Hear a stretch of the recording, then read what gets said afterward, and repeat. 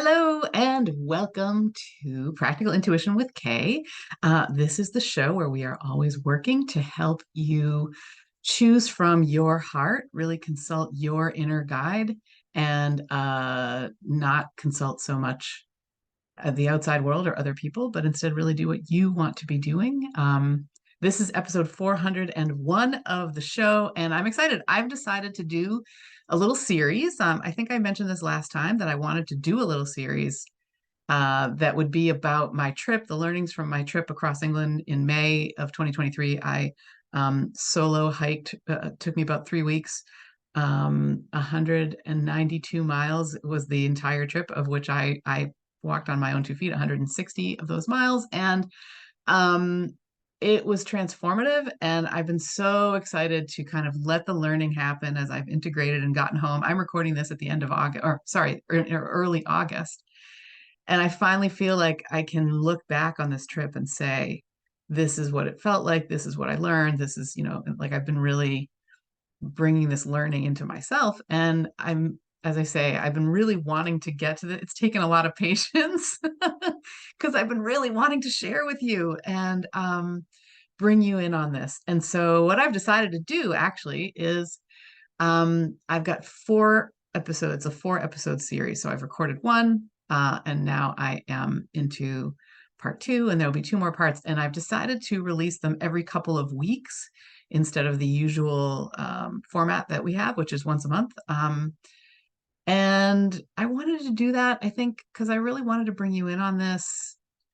It just, I don't know, it felt a little bit more fun, I think, to be doing it this way. So for the next couple months, you will be able to have um, more episodes of Practical Intuition with Kay than you had, in the last quite a bit. So so hooray for that. And I'm so glad you're here with me today. Welcome, welcome, welcome. I am Kay. I am a coach. I am an artist. I am an adventurer. I am so excited to be integrating these parts of myself. And this, again, this podcast feels like a fun place to do that. So for those of you watching in YouTube or watching this video, I chose the background I chose today was of a plein air painting that I made while I was, and I'm just checking to make sure that yes, my recording device is in fact recording. Woohoo! Yeah, so the background that I chose today for Zoom is of the very first, well, it was actually the second watercolor that I ever did. The first one was also while I was on my trip. This one is of the feelings and impressions that I had dropping onto the North York Moor. So the trip, coast to coast path, hike is divided into, you can think of it in sort of 3 parts. One way to think of it anyway. The first part is, well, the first part that I did is in the west, the west. I started on the west coast at the Irish Sea. That's where I picked up my pebble from the Irish Sea. And I put this little pebble into my backpack and I carried it all the way across through the Lake District, which is the first, third kind of a thing. That's where a lot of beautiful lakes are, and correspondingly, a lot of really, really beautiful peaks and mountains and valleys and really wonderful, remote, wild, some of the steepest climbs, some of the biggest ascent and descent that along this path is in that area. And then we moved on into the we moved on into the Yorkshire Dales. Still, I had that pebble in my backpack, and every once in a while I would touch it. Like I would just, I talked to folks who also, because this is a tradition, Alfred Wainwright kind of started this tradition, is my understanding, that you take a pebble from one side and you carry it all the way across to the other side, and you toss it into the North Sea, in my case, on the West Coast. I walked from the Irish Sea all the way to the North Sea. And yeah, that was really special. So the middle of this trip is the Yorkshire Dales. For me, that was the heart of why I wanted to do it. It really, for me, started with the Yorkshire Dales because I'm familiar and have been since I was about 10 years old with the writing and life of James Herriot, a large animal veterinarian who lived um, in the Yorkshire Dales. He's actually a Scottish person who, his first job out of veterinary school after he qualified as a a veterinarian, was up in the Yorkshire Dales, and he spent the whole rest of his life there because he loved it so much. And so, if you want to read All Creatures Great and Small, that will give you a really, really good sense of the people and the places that I was so privileged to be able to hike through. And the Dales were amazing. And then I remember thinking like, well, this is it. Like, how could anything be better than this? And then to be perfectly honest, the North York Moors, the final third of this trip for me, was the most was just the most majestic and amazing landscape. I was not prepared for how much I fell in love with the North York Moors. When I think about going back, that's where I think about going. Like I would like to hike around more in the Cleveland Hills, in the moors, because they were just incredible. And this painting behind me, which I'll move this way a little bit, and I'm going to move this way a little bit so you can see it. Um, with the feelings and impressions that I had looking at it, I remember climbing up to the North York Moors and thinking, "Oh God, I've got to get those colors." And so I sat in the sun with my little watercolors on a break, and I painted what I was seeing. And it's really, it's. I think it would be called an abstract, or a well, maybe abstract is the right word, because it's not of, like, to me it is. I look at it and I see the mountains I was looking at, but I think someone who didn't create it might not see that. So anyway, and the feelings that I had on the North York Moors were like, that was where I was feeling at my most in shape. So in other words, I could do, there was one day in particular, was a 12-mile day with, I think, 2,400 feet of up and down. Like, we just kept going up and down and up and down and up and down. That was the day I made this painting, actually.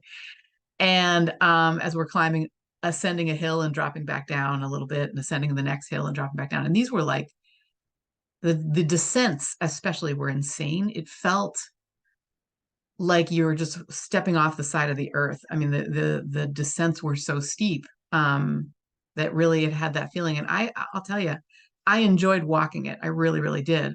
I saw people running it. Like, there are folks who trail run, and so they're running up and down these.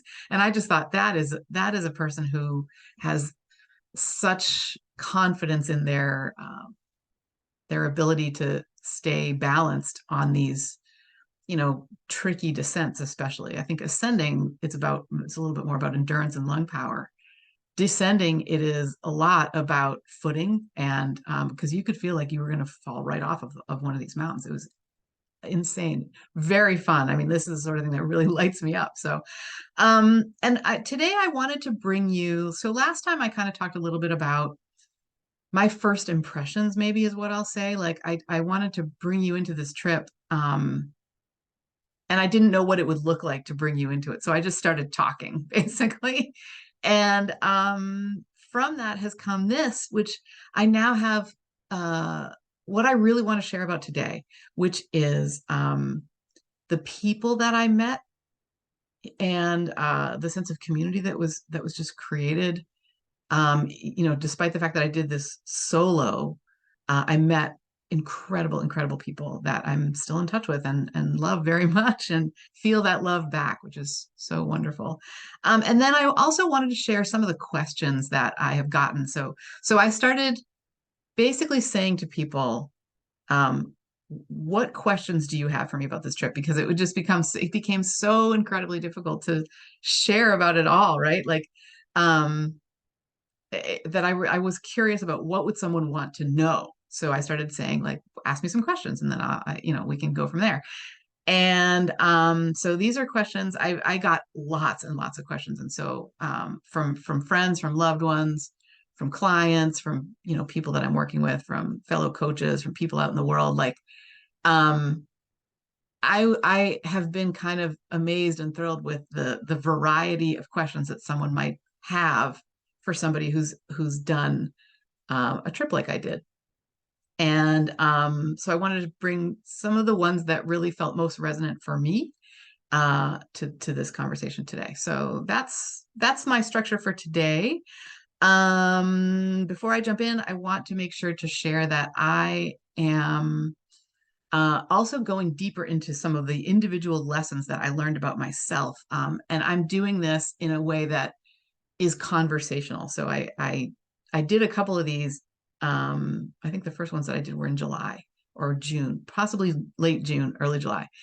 And they've been so, I don't know, such fun, such joy to be in company. And the folks who have been attending are from all areas of my life. Again, clients, fellow colleagues, loved ones, friends, acquaintances, people that I am just meeting for the first time. It's been so cool.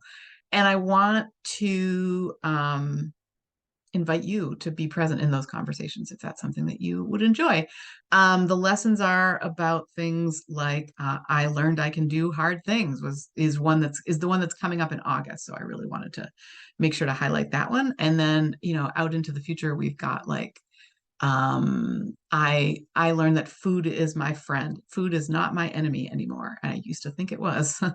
um, and I can get it all done. Like there was a time on this path where I thought, or preparing for the trip, where I was like, I don't even know how to, you know, book a train passage. Like, like there were so many things that felt incredibly hard um, in the lead up to the trip and then on the trip too. So learning that I could do hard things was really a cool part of my learning, and I want to take you into that. That's, I believe, December's.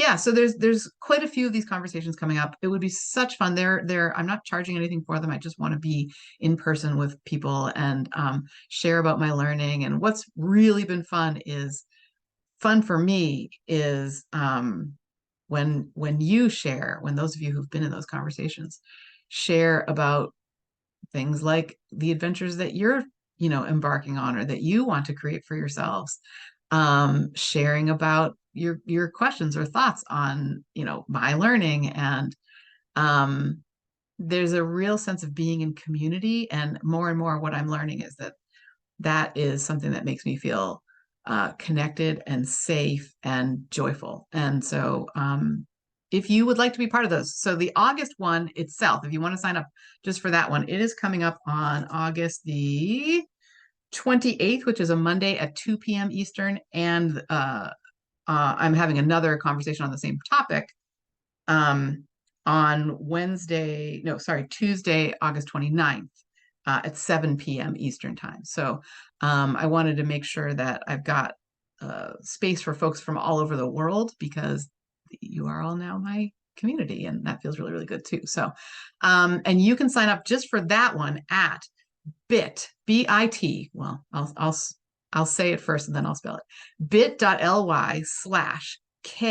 can do hard things. That's all lowercase. So it's bit.ly/the letter K can do hard things. Exactly how it sounds, spelled exactly how it sounds. And then I'm putting all of these into a collection of Eventbrite. So this is all done through Eventbrite, which I chose because A, you can do it without charging anything. B, Eventbrite itself will give you reminders. So like, for example, if you're signing up for something that will take place in December and it is August, as that gets closer, Eventbrite will remind you that you've got this event coming up. And so you can have it in your calendar, and it's also coordinated so that like, because so often we sign up for things and we're excited about them and then like life gets in the way. And I wanted to find a way to make that easy for you. So Eventbrite is that it's a Zoom meeting that you will be able to access through Eventbrite. So K can do hard things is the link, bit.ly/K can do hard things is the link just for August. And the link to the whole collection, so you can sign up for more of these, is bit.ly/I learned collection. bit.ly/the letter I, lowercase letter I, learned collection. And these links are also in the show notes, so you don't have to like remember them from this moment in this conversation if you don't want to. Okay, so a shout out. It's more than a shout out to the people that I met and got to do this with. I did it on my own in the sense of like I solo hiked it, right? Like I my favorite times, bar none, my favorite times on this trip were when I was alone, up high, when it was just me and the clouds and the moors, just me and the sunshine and coming through the dales, there is this rock layer that sticks up through the grasses in a lot of places. And I mean, to me, it just felt incredible. I felt like I was in a Terry Pratchett novel. I mean, I felt like, you know, one of the folks walking and belonging in a world of magic. And to be there by myself, I never knew how much that was going to mean. Those were my favorite places. And occasionally I did walk with other people. Um, I loved that too. And I also discovered that that was draining for me. Like as much as I loved those people, the people that I'm going to tell you about, um, walking with them was not something that worked for me.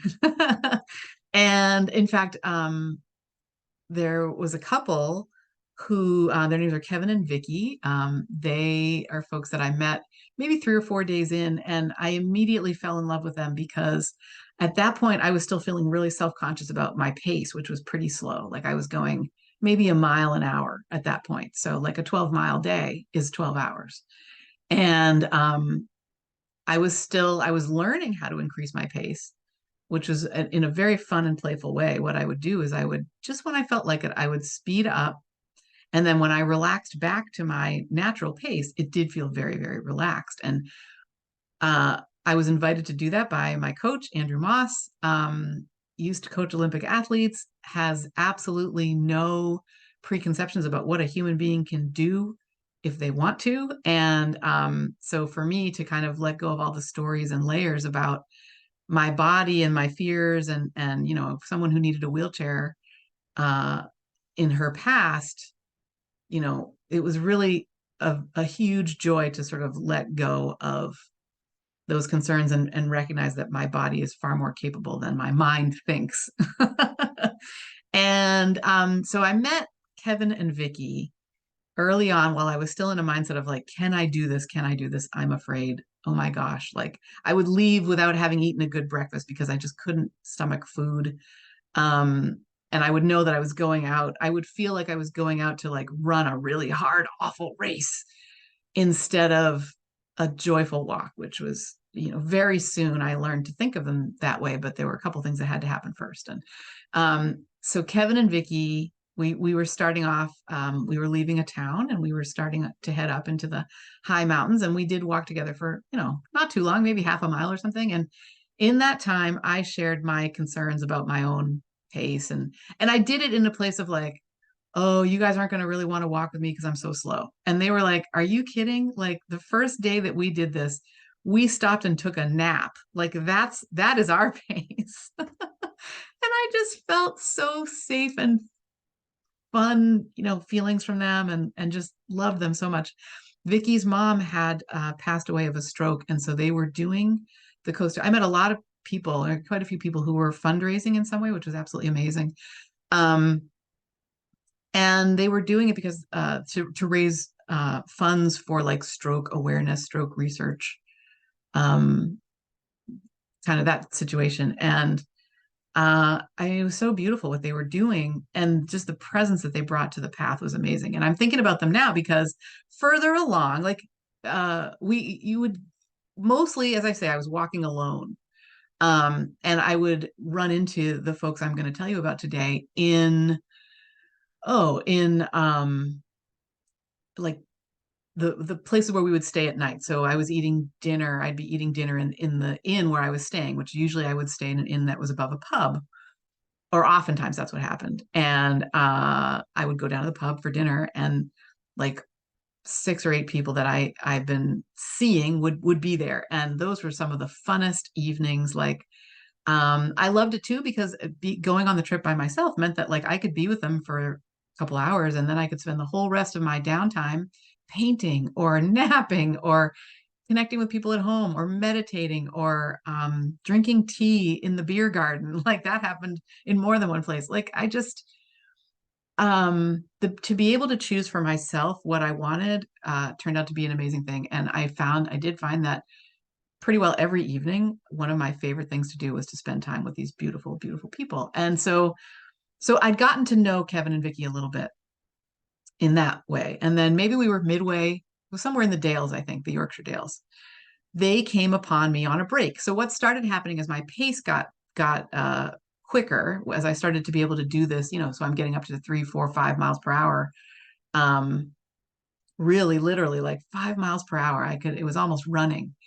Um, and taking a break. I would be able to do that. I need to clarify because like if there were every once in a while there were these rare places where there were maybe 2 days where it was almost completely flat. And that was the sort of timing that I could almost run.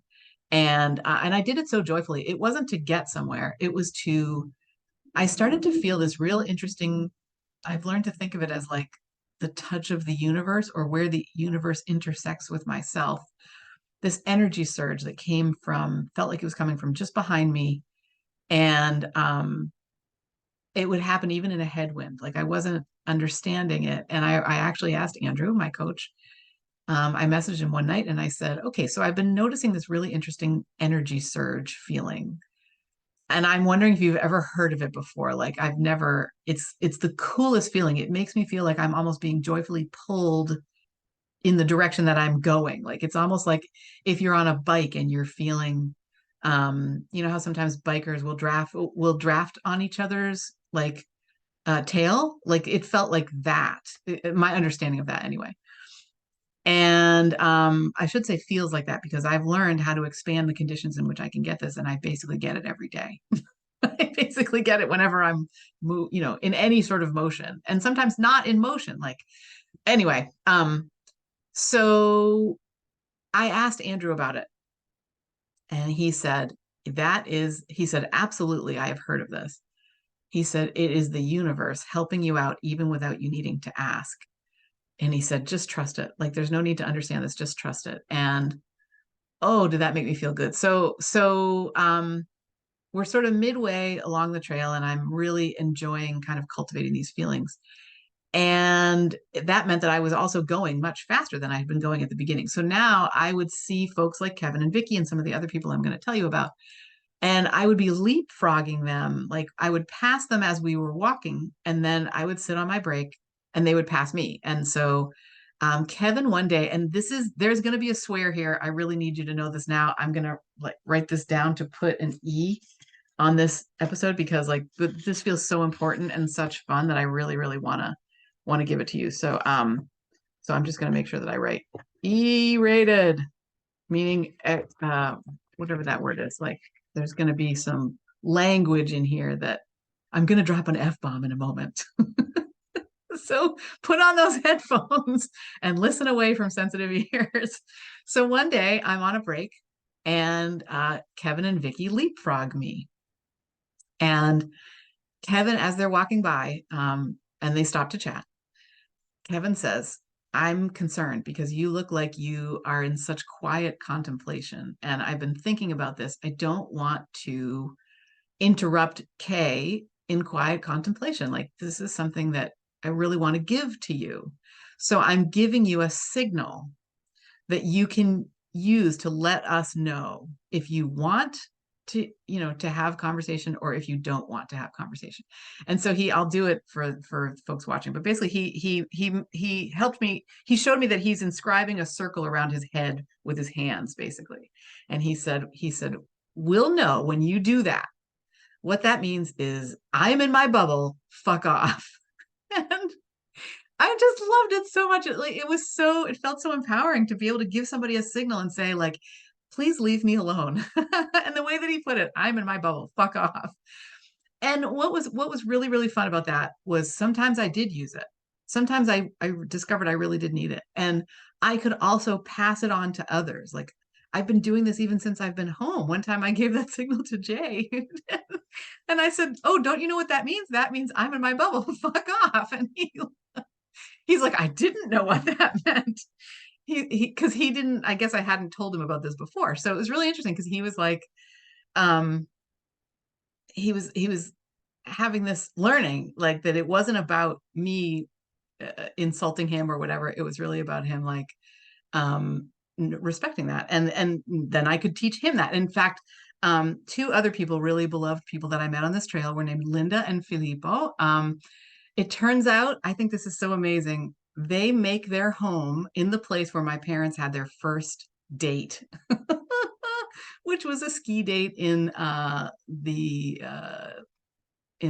the sort of eastern Quebec area. And I just like I don't know, there's something special about Lyndon and Fleetwood. They were actually the first people that I met because we came up on the train together, and what we did was basically smile at each other and wondered, like, are these people that I'm going to see again? And it turned out that yes, they were. So one day late in the trip, Filippo is coming up. There was this place called the Wayne which were these incredible. I stood there and cried when I saw these, like happy tears when I saw these rocks. They were just the most majestic rocks, and the coast to coast path goes right through them. So you are ascending and ascending and ascending, and then you are in this place where, like it's used for rock climbing training. Like these were the sort of incredible places, and that was in the North York Moors. The Waynestones were in the North York Moors, and so I'm up there and I'm just like, wow. And I'm really kind of in that moment, really wanting to share. And Filippo comes up and he makes the signal. He makes the sort of like, I'm in my bubble signal. And I said, oh, no, I'm not in my bubble. It's cool. Come and talk to me. And he says to me, no, okay, I am in my bubble. You fuck off. And it was just, oh gosh, I love them so much. And so it was a really fun way to enforce boundaries is really kind of how it became. And so I guess what I'm doing is I'm giving it to you as well. And you can use it. I mean, adapt the language if you want to. Of course, you're probably not going to say to your 5-year-old, like, I'm in my bubble, fuck off, but use it in a way that, feels good for you. It became like, imagine the power to say to someone, I need a moment. And this is how you do it, right? Like, so anyway, that was my learning from Kevin and Vicky. There was much more. It isn't just learning. I mean, it's fun. The hearts of the people, everyone I met, I think I've said this many times, right, was amazing. And like these were the really super special people that were super extra amazing. Linda and Filippo, Kevin and Vicky. There was this wonderful couple named John and Holly, who, when they first came upon me, it was early in the trip. I was I did a lot of foot self-care and leg self-care. Basically, I would strip off my leg gaiters, my boots, and my socks, and I would sit on the path somewhere, massaging, you know, into my legs or my feet, applying. I didn't get Mary. I only got actually one blister, but I did have a lot of like tendon, things I needed to do to make sure that I was safe and um, injury free, that my feet and legs could thrive. Was so I just incorporated that in. And it's interesting because I remember when I came home, Andrew, my coach, asked me at one point, like, it's interesting. He said, uh, in the lead up to the trip and on in the first part of it, like every single sentence that you would say to me was about your tendons, and then a little less, and then not at all. Like, what's going on? And I realized that, like, what I've done is they still hurt. I mean, I still have tendon challenges, but I don't worry about them anymore. I just address, like, I do the self-care. I do what needs to be done with them. And so that was really kind of interesting learning too. Um, I met a dog named Joy, and Joy's people. And I'm actually gonna, like, my sense from them is uh I'm uncomfortable saying their names because um, I don't know that they would want that. So you know who you are, and I'm going to share about your incredible dog. So there was this amazing dog named Joy that I met on my very, very first day.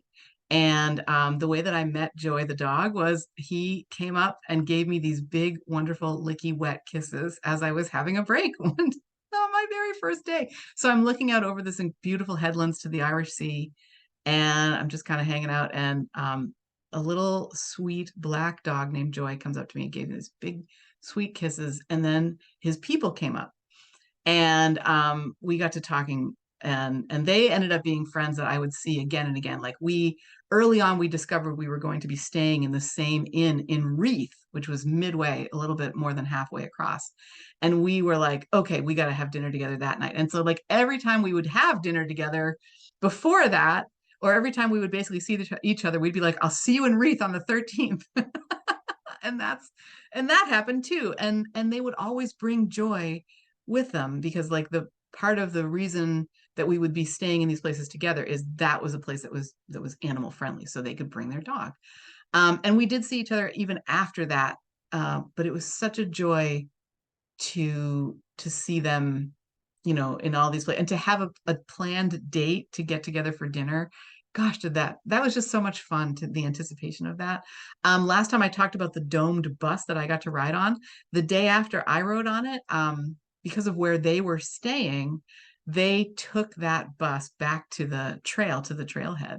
And so I'm walking up the road and I see them on the bus, like up in the dome, basically sitting exactly where I had been sitting. And they're waving and I'm waving back. Oh my God, it was such fun. So, uh, and I think this is such a cool story too. So Joy is named Joy because when they adopted Joy, his name was Warrior, and they were like, that is just not the right name for this pooch. This dog needs a different name. And he just exuded joy. So as one of their people said, one of Joy's people said, like, uh, even though it's a boy, even though he's a boy, we decided his name had to be Joy because like he just exudes joy. And that was true the whole time. He was a special, such a special dog. And as I said, you know who you are. You are such special people. And I'm so glad that we got to spend this time together. We got to catch up, man. Anyway, so that was, somebody else that I met on the trail. And it was fun too with them, especially because they were much faster than me the whole time. So like I would get a start I would start at my sort of usual time, and eventually what would happen is they would leapfrog me, even if I was walking. And sometimes we'd take a break together or stretch or just hang out a little bit. And um, God, that was fun. Anyway, so much love to you. Um, Another person that I met on the trail was this gentleman named Sam, who, first of all, was such fun to talk with. Uh, and as everyone was, like, he was just such a cool person to talk to, um, because he just had, I don't know, this really interesting outlook on life, I think maybe. And he does a lot of trips, not just by himself, but with his partner and with their kids. And like, he happened to be doing this one solo, but oftentimes they do these interesting and wild trips. And um, so he's done a lot of it and has a lot of learning. And Sam was the one who helped me become an awesome wayfinder. He shared about the bomb-proof way to cross the coast-to-coast path, which involves choosing an app that, like the one I chose that he helped me choose, was called Gaia. I still use it today. It's a fantastic app. It's got the capacity, among other things, you can put GPX files into it, which you can do that into Google Maps, but Google Maps you can't access via satellite. Like you have to have cellular for them, and that does not work when you're for like 3/4 of the day. Your day up on the coast to coast path, you are out of cell, and sometimes you're out of it all the time. There just isn't cell service where we were walking. So that very quickly became not useful. So Gaia is done by satellite. It is done with the capacity to record yourself. So like Sam showed me how, and he messaged me the GPX files and put them into my phone for me, like, and I learned how to do that later. It was fun to be able to share that knowledge and get little pieces of the path that if there was ever a conflict or a question or whatever, like I was able to get to start importing that stuff myself. But Sam, I really thank you, because you were the person who did that for me first, and then showing me how you had recorded yourself, because the value of recording yourself is you can see where you've gone off the path. So like it was such a non-marked trail. This is like just not well marked. It is not, well, it's just, think it was like this winter or something that this past winter that it was that the coast to coast pass is now designated as like a federal or a national um, park. But that hasn't been the case before, and so it sounds like they're going to be improving things like wayfinding and stuff like that, which is really cool. The way that we were doing it, the way that I certainly was doing it, was like feeling quite lost because there's virtually no indicators, certainly in the Lake District, and even with better marking, way marking in other places, it was still really easy to lose your way. So to have like a little, GPS, so you could shut off you could go into airplane mode. So now you're not running out on battery. We all, we certainly, I did, and I'm sure just about everybody had like extra batteries for your phone, like so that you could charge your phone while you were going, just in case. But it cut down on battery loss so much to have just the satellite running. And anytime I wanted to, I could look at it and establish, yep, I'm on the path, or nope, I'm not on the path. How will I get back to this path? And that really, really, really meant a lot. Like I remember needing to pay whatever the service is. It's like a $40 service or something that allows you to, for example, record. And I remember talking with Sam that night. He said, I chose to do it because now I can sleep at night. And I was like, hell yes. Like, yes, please. That was amazing. And then the other thing that I remember meeting Sam, we stayed in the same inn several times, but another time was there had been a really insane day where he and others were talking about how grateful they were for their hiking poles. And I have, because I used to need a cane for a lot of years after during and after I needed a wheelchair. um, I have had this real resistance around hiking poles. Like I was not interested in learning to use them. I felt like it was just harkening back to the bad times. And as a result, this was where Sam was really helpful for me because he shared one night after, it was a day that I happened to take transport, and it was a day that the people who went out and did it were like it was like walking through peat bogs and stuff like that. So folks are like losing their shoes and hiking poles, and stuff is just getting stuck in mud and pulled under and stuff like that. Anyway, um, that was the day that one day anyway that Sam found his poles really, really helpful. And he was describing how on uphills and on downhills, the way that he uses them is not, because I had been thinking you have to grip them really hard. I was really resistant to that. I mean, I had a hiking pole and I did use it occasionally, but this helped me use it so much better. I started to do what he suggested, and I found that I only wanted it on the very steepest uphills. I didn't feel comfortable on downhills because it was a third thing to keep track of and or lose my balance on was how I felt. But God, like Sam taught me how you can basically take like, I don't know, 20 or 30% of your body weight and you put that onto the pole. And you're not doing it with gripping, you're doing it with like relaxing and using the straps. So you're almost like the way that I would use a ski pole, which I do use ski poles and I don't have a problem with those. So well, almost the way that you would hold a ski. You don't use a ski pole to put weight on. You use it to indicate, when is your next turn coming. It's more of a rhythm thing. Uh, but that was really amazing learning. And like Sam would journal every night, and he was really, really reflective on his trip, which I just love too. And sometimes he would share about those reflections, and it was just really, really. So Sam was a really special person on this trip. John and Holly, I mentioned them before. They found me the first day that we met. I was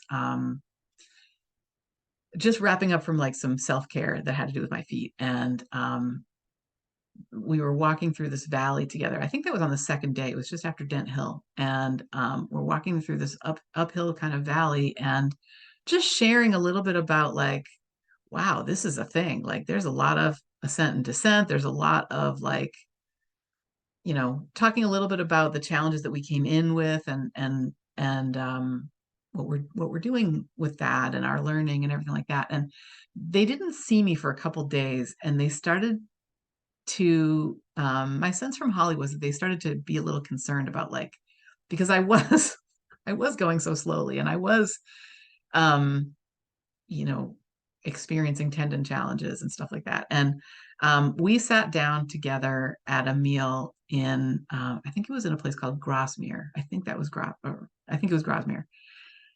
It was anyway. It was at this beautiful inn that was also a retirement home or a rest home for Quakers, and just the whole vibe of this place was like insanely cool. And dinner was at 7. That was the day that I met Sam, because that was the day that I made it in at like quarter to 7, and it was raining. And so I'm spreading all my wet stuff out in this beautiful hotel room and trying not to, damage anything, and just feeling like, what the hell am I doing here?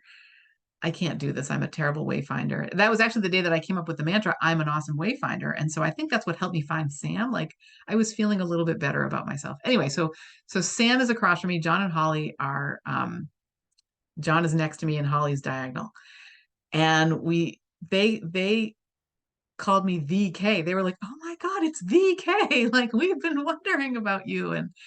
And so we started to kind of, whenever we would see each other, they were the John and the Holly, and I was the K. And like, they're just the most, I wish. So John and Holly, if you're listening, like, I was told, because you ended up the like finishing the walk a day ahead of me. And I was told by our companions that you had waited for me the day that I came in.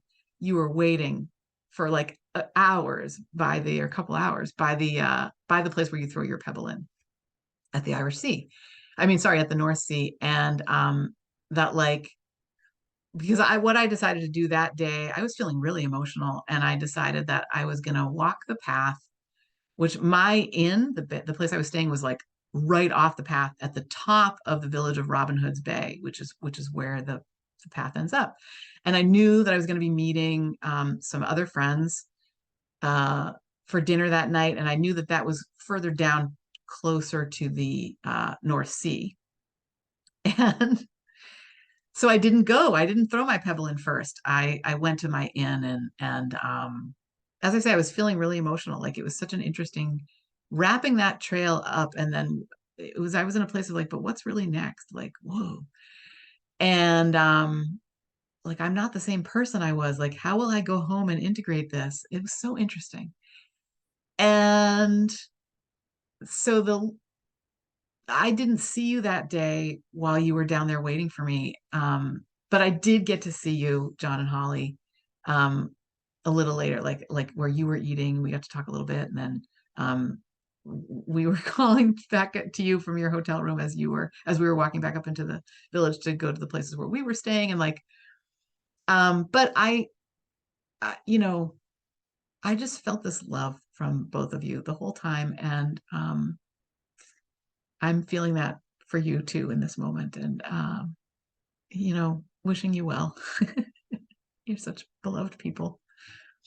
Yeah, so John and Holly's spirit all the way across was like such a joy to be in. There were some women named Fran and Stephanie. They're friends from like Western Canada, both farm people. And Fran and Stephanie, what you helped me do was feel safe among farm animals. Like, no, more than that, we actually walked a little bit one day together, and it was really fun to just be with you and get a sense of, I don't know, you as walkers, as well as when we would be seeing each other in the morning before we went out, and in the evenings.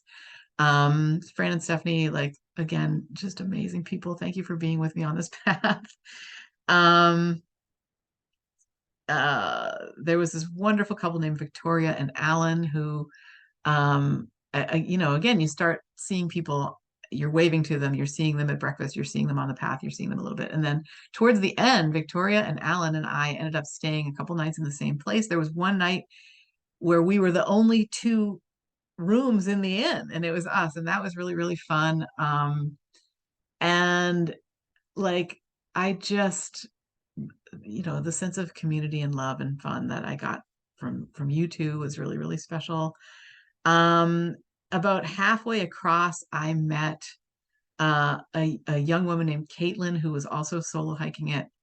And we just had this delightful conversation in Kirby Stephen, which is almost the halfway point, kind of midway. I know I've heard it referred to as like the spiritual halfway point, Kirby Stephen, because it is where the Coast to Coast Pack Horse Company uh, is located. Like the people who found my inns, who took my bags, who were the folks I could call if I needed something.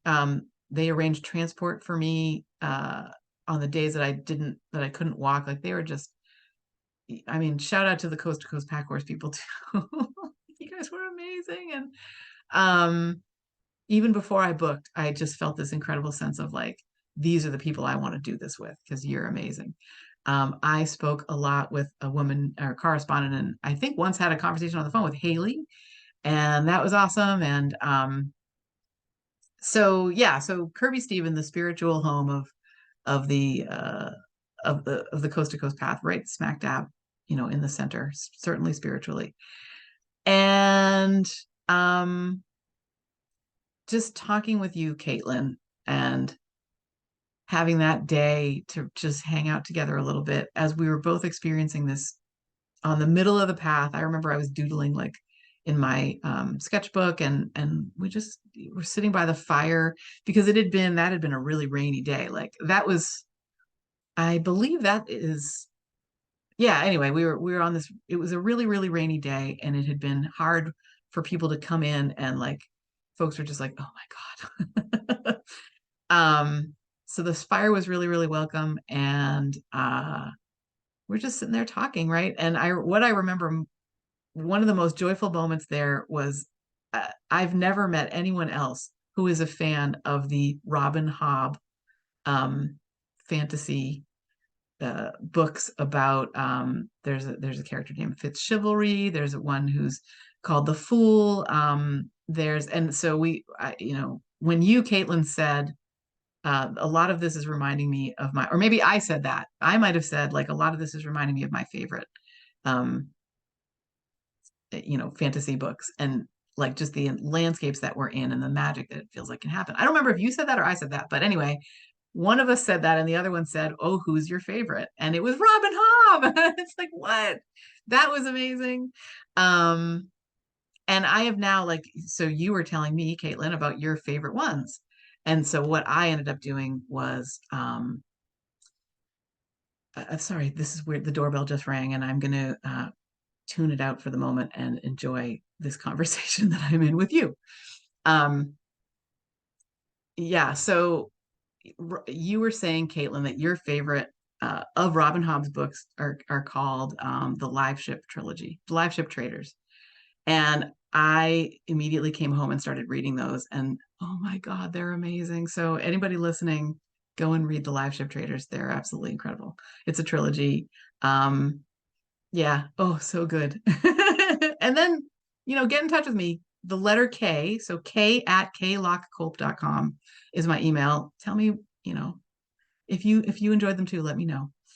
Um, and Caitlin, I'm so glad that we got to spend that time together, and it's so lovely to continue to be in touch with you. And ooh, all the feels. I think that is, I mean, there were so many more people. There were the innkeepers and the barkeepers in umpteen towns, Orton and Shap and um gosh, Grosmere, and the folks who ran the B&Bs in um uh there was one called the Fairlight Inn that I stayed in, the Fairlight Guest House, which was just absolutely amazing. And um there, like, every place was amazing.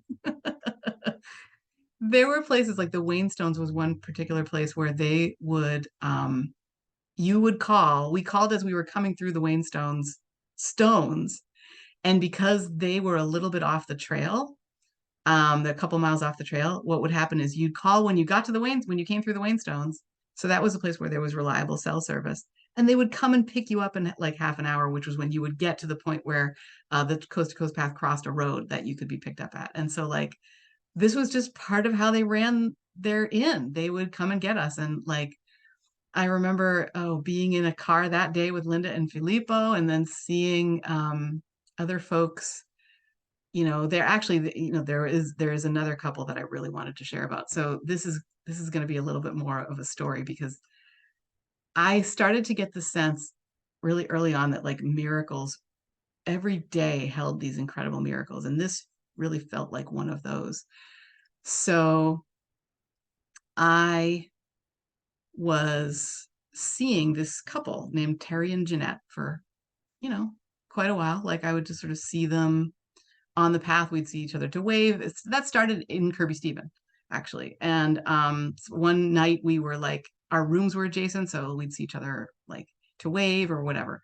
And then at the Wainstones, we ended up eating breakfast together. And but before I keep talking about that, I want to go back a little bit earlier because we the one I took transport a couple of days, and one of those days was back in the Lake District. It was really early on, like so. I actually hiked the last 11 days in a row, um, which was astonishing to me that I could do that. It was pretty great. And but earlier in the trip, when I was going like less than a mile per hour, I didn't want to do a 14-hour day if I had a 14-mile day, so I would arrange transport on those days.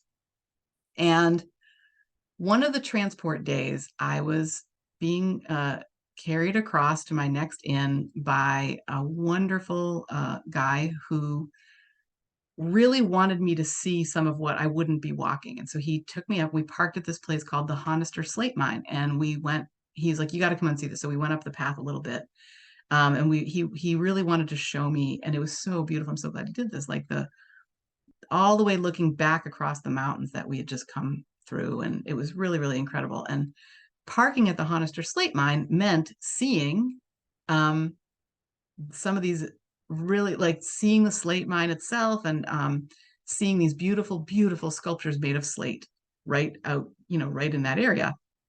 And some of like there was a gigantic cube on its point, and there was a motorcycle and an osprey. And most significant to me, I felt, were this beautiful mom and child sculptures on one side of the path, and they were huge. On one side of a road, and then on the other side, a male sculpture, all made of slate. These really meant a lot to me and to me personally, and I just thought, oh God, they're so beautiful. So that was like maybe day 3 of the trip.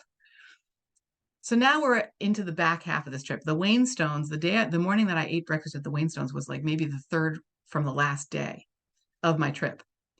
And I'm sitting at breakfast with Terry and Jeanette. And um, we get to talking about just the way that the universe allows things to happen. And it turns out that Terry is, for years, was the resident sculptor at the Honister Slate Mine. And Terry made those sculptures. Like, what? I was like, are you kidding me? This is the most incredible thing. And so Terry and Jeanette, if you are listening, I just want you to know how special it was to me to meet you, both of you, because Jeanette, you know so much of the history, and you were just sharing what it's been like to watch Terry as he, is sort of getting into this beautiful world of creating sculptures. Because this happened, if I remember correctly, Terry, you started like in your 50s, I think, sculpting these and getting into sculptures, and like the way that all happened, and the way that the mom, the child, the dad statues in particular, those sculptures, how they intersected with the history of the mine, like being able to talk to you about that was, I just thought like this is the most incredible, miraculous thing. I'm going to link to Terry's website. um I just need to make sure that I make a note of doing that because I really want to give you that listening. It was just, oh, how lucky did I feel. So there's that. And then the other, like, I think about all these people that I've been sharing with you as like gifts from the universe. And I'm just remembering as I'm going to wrap this up now with just people, and then we'll do the next episode is going to be the questions because I don't want this to be an hour and a half. So the other folks, this other group of people that I met on the path, again, everyone was amazing. These people were just a delight. There is a book that we used to read all the time with, especially Jay loved this book as a kid. It was called 10 Minutes Till Bedtime. And it was about a kid who has a hamster, and um, the hamster invites all their friends and family to come and take the bedtime tour. And like, it's this loving, loving, loving family of parents and children and relatives, and just love and joy and fun and silliness. And the biggest hearts you can imagine are in these hamsters. And there's almost no words, actually, which I think is really kind of interesting as I'm reflecting on this part of my, you know, gifts from the universe on the Coast to Coast path. So I met this family, and they were like extended family. So if I remember correctly, like cousins married, cousins and their spouses, siblings and their spouses, sort of all in about my age range. So maybe, I don't know, mid 40s to mid 50s, something like that is what I'm guessing. They had this incredible dog named Leo, and like, this family makes me think of the hamster family in 10 minutes till bedtime, in part because sometimes, like, there were maybe 6 or 8 folks, maybe a little bit more, maybe 8 to 10 couples, or family members doing the coast to coast walk. So like every day they would get out and they would do part of the walk, and they would sleep somewhere, and they would do the next part of the walk. Well, they had relatives who lived so nearby that these folks were seeing like their children and their grandchildren, like babies, coming to bring them lunch in, the village of Marrick, for example, is one, I think, where that happened, in the North York Moors, or someplace close to Marrick. And so not only would I come upon them like as we were walking, and I would not only would I see them in, at the end of the day or whatever, but I would see them sitting in a pub somewhere, or sorry, sitting outside, like in a town square somewhere with extended family members, and like everybody's just hanging out. They brought them lunch, and they're going to say goodbye, and they're going to keep going on their walk, and the family members are going to head home. And I was like, this is amazing. And one day, I think this was still in the Dales, I was having such a knee tendon problem that I was really concerned about being able to keep going. And I'm up high, and I'm like, am I going to need to call Mountain Rescue? I remember that feeling. And I thought, no, before I call Mountain Rescue, which that's like a helicopter, like we saw people get rescued. Sometimes injuries happen right on these things. So we would see helicopters, and we would see that. So all staffed by volunteers. Mountain Rescue is the most incredible thing. Um, I love that there is that in the world, and it's so amazing, the people that do that. And so I'm up high, and I'm like, am I going to have to call Mountain Rescue? And then I thought, before I do that, what I'm going to do is, I can hear this family coming. And I decided that I would ask them if I could walk along with them. So like, 10 minutes goes by, and they arrive, and I say, like, listen, I'm noticing that my knee is hurting. Because I enjoyed sharing about myself a little bit. And one of the things that was kind of interesting to share about was my tendon condition, because um, to be able to do something like this after not being able to walk and stuff was really felt really special. It was a really major part of the trip for me. And then oftentimes what would happen is I would hear from other people who would say things like, I broke my femur and was on crutches for 2 years, like, or folks who were overcoming like social challenges too. Like I remember sitting with a mom at dinner one night. She was a little bit older than me. She's got adult children. I think of her as a mom, right? Um, and what she was saying was that she literally could not tell her adult sons that she was doing a part of the path to see if she could do it, like a week's worth of the path. She said, I knew if I told them that, all I would hear about was how I shouldn't do it, and I should be protected, and I should like not try to do these crazy things or whatever. She said, I didn't feel like I could tell them. And she said, it's not like they live with me. It's not like they need me for anything on a daily basis. They just want me to sit where they know I'm going to be safe. And I just couldn't abide that argument. So like, people overcoming all kinds of stories and conditioning, and just tapping into their heart. And so that's coming to mind right now. So they say Karen and Peter were 2 folks, a couple that I vividly remember of this family. And so the whole family was incredible and very embracing. And they were like, sure, come and walk with us. So I kind of fall into line behind Karen in front with Leo the dog and in front of Peter, who's got, like many people on the path, got hiking poles, and we're walking along, and immediately my knee starts to hurt less. Like sometimes just distractions, and I didn't know this term yet, but motion is lotion is a term that really came to mind for me a lot on the path. Um, so I'm walking along, and Peter says at one point, I was wearing a bright orange shirt, and Peter says to me, I don't know what color your shirt is, but I really love it. And I was like, oh, it's orange. It's so interesting to hear you say that. And then Karen, I'm starting to hear Karen as we're talking.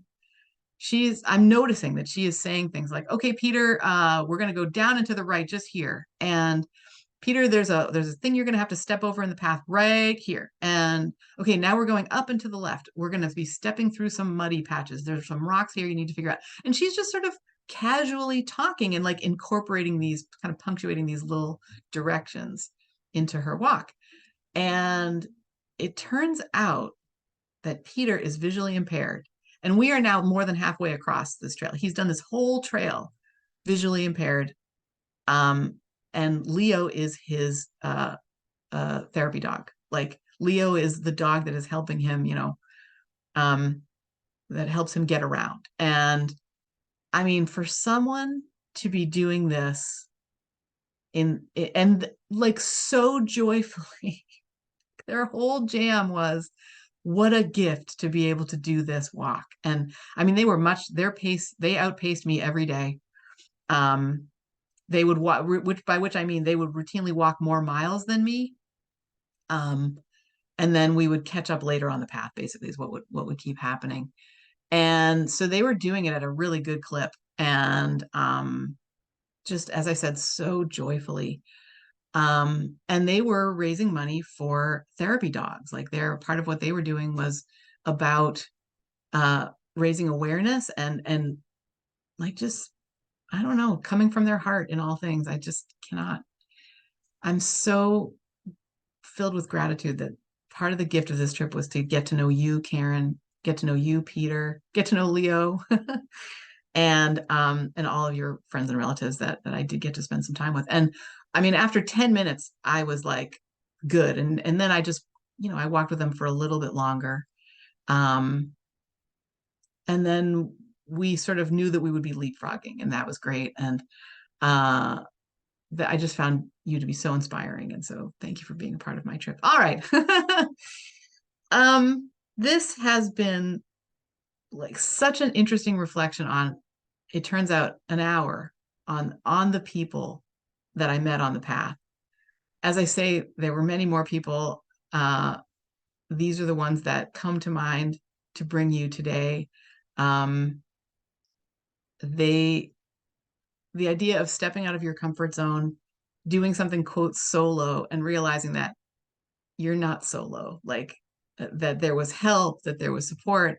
And it's interesting because the universe, very often I was alone when I needed to learn something that I could only handle alone. But like I remember Filippo and Linda one day, and I encountered a rock wall, and the path continued on the other side of this rock wall. And we had to climb this rock wall. And there, usually in walls, there were places where, you clear places to put your feet or hands. Like there were holds. And in this case, there wasn't. And I don't know, the universe gave me Linda and Filippo that day, and the three of us figured out how to get across this thing. Probably we could have done it if we were on our own, or I could have done it if I was on my own, but to have them there felt really good. So,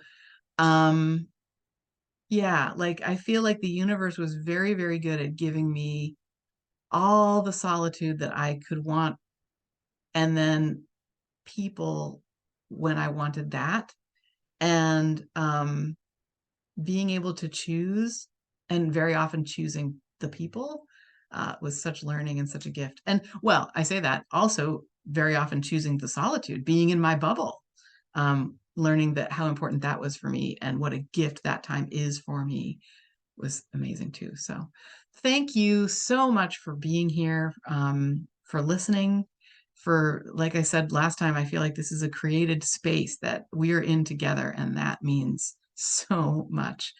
Get in touch with me, and if you want to, just to share questions. I'm continuing to take questions. Like, so if you have any questions that come up for you about what I learned on my walk, or what it was like, or I don't know, share your adventures with me that you have been on or want to go on, because that's amazing to hear about. That's been a gift to hear about that from uh, the people in my world. So yeah, as I'm wrapping up, I want to remind you about the bit.ly/I learned collection, which is the collection of events that I'm conversations that are coming up in Zoom.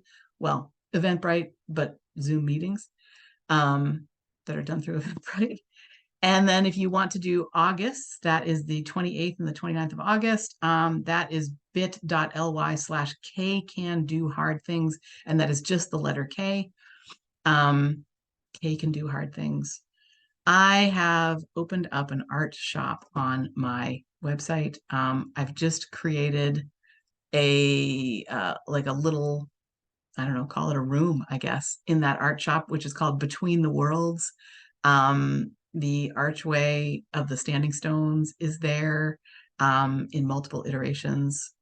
And if you want to check that out, or any of the art that I do, that's where you can find it. It is klockculp.com/art. And there's links to all these things in the show notes. Yeah,